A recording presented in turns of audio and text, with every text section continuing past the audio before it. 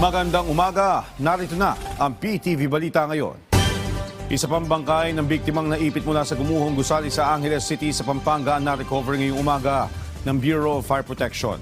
Dahil dyan, umakit na sa 3 ang bilang ng mga namatay sa nasabing gumuhong siyam na palapag o 9-story building. Bago yan, una na na-retrieve ng mga rescuer ng BFP ang labi ng isang Malaysian national mula sa isang kalapit na hotel na naapektuhan ng gumuhong gusali. Ayon sa inisyal na investigasyon, mahigit 40 ang construction workers na nasa lugar noong gumuho ang gusali. 26 naman na ang nailigtas na matapos ang 24/7 nilang search and rescue operations. Samantala, patuloy pa rin ang puspusang paghahanap ng mga otoridad sa 17 pang nawawala. Mahigpit na nakikipag-ugnayan ng Philippine National Police o PNP sa mga lokal na otoridad at emergency response units kasunod ng pagguho ng isang ginagawang gusali sa Barangay Balibago, Angeles City sa Pampanga kahapon ng umaga. Ayon kay PNP Chief Police General Jose Melencio Nartates Jr., agad na nag-deploy ng kanilang mga tauhan ang Police Regional Office 3 sa lugar para umalalay sa rescue at retrieval operations. Gayon din para sa pagmamando ng trapiko sa lugar.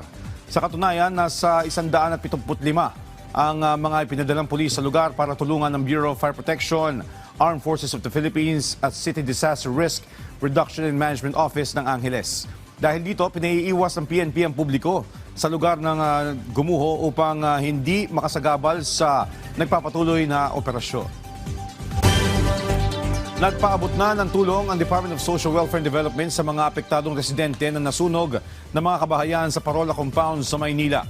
Tinatayang mahigit 2,000 pamilya o katumbas ng 7,000 individual ang apektado ng sunog sa lugar, kung saan mahigit sa 1,000 kabahayan dito ang nasira at natupok.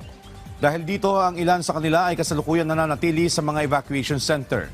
Samantala, nakatakdang pangunahan ni Pangulong Ferdinand R. Marcos Jr. ngayon Lunes, May 25 ang pamamahagi ng tig 10,000 na pisong pinansyal na ayuda sa halos 2,000 pamilyang biktima ng sunog sa Delpan, Binondo.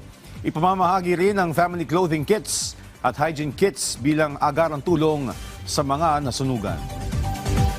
Sinasagawa po yung validation para mas maging maayos yung pamamahagi natin ng tulong. And again, ensure na lahat po na naapektuhan ay na babahagi ng funds. Kasi ang Pangulong Marcos Jr. sa DSWD at sa lokal na pamahalaan, tiyakin na yung mga pamilyang naapektuhan nitong emergency na to, anong sunog na ito ay makatanggap ng tamang tulong po mula sa ating pamahalaan. Sa iba pang balita, matagumpay na na-repatriate ang nasa mahigit 10,000 Pilipino mula sa gitnang silangan ng government, chartered at commercial flights sa harapian ng nangyayaring sigalot sa rehiyon. Ayon kay Migrant Workers Secretary Hans Leo Kakdak, patuloy ang pag-alalay ng pamahalaan sa mga apektadong kababayan. Base sa ulat, kabilang sa mga napauwi ang 7,988 na OFWs, 1,779 na dependents at 362 na turista. Bukod sa ligtas na pagbabalik sa bansa, aabot na rin sa mahigit 34 OFWs ang nabigyan ng pinansyal na tulong ng gobyerno. Tinitiyak naman ng DMW katuwang ang OWA at iba pang ahensya ng pamahalaan na mananatiling bukas at mabilis ang kanilang mga programa para sa kaligtasan at kapakanan ng bawat Pilipino sa iba't ibang panig ng mundo. At yan ang mga balita sa oras na ito. Para sa iba pang update, follow at ilike kami sa aming social media sites sa @PTVPH. Ako po si Joshua Garcia para sa Pambansang TV sa Bagong Pilipinas.